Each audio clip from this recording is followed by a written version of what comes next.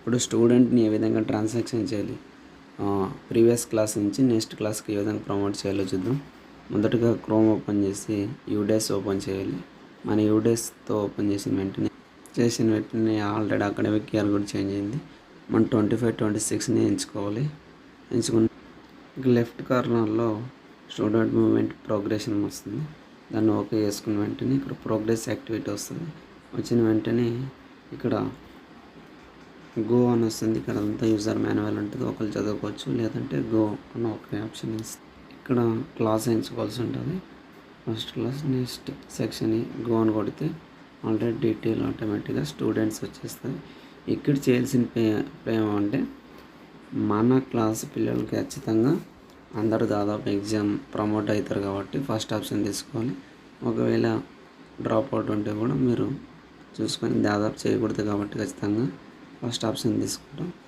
Previous 24-25 యొక్క marks మనము 1 వేసాము కదా, 300 కేసీ యావరేజ్ పర్సెంటేజ్ వేయాల్సి ఉంటుంది.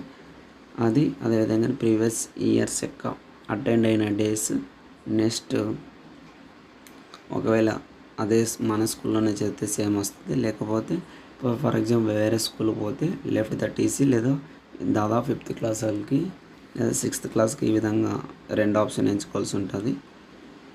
నెక్స్ట్ ఇదైన వెంటనే నెక్స్ట్ క్లాస్లో ఏ సెక్షన్ చేర్చుకోవాలనుకుంటే ఆ సెక్షన్ చేస్తే ఇక్కడ అప్డేట్ కొట్టేస్తే ఆటోమేటిక్గా సక్సెస్ఫుల్ వస్తుంది.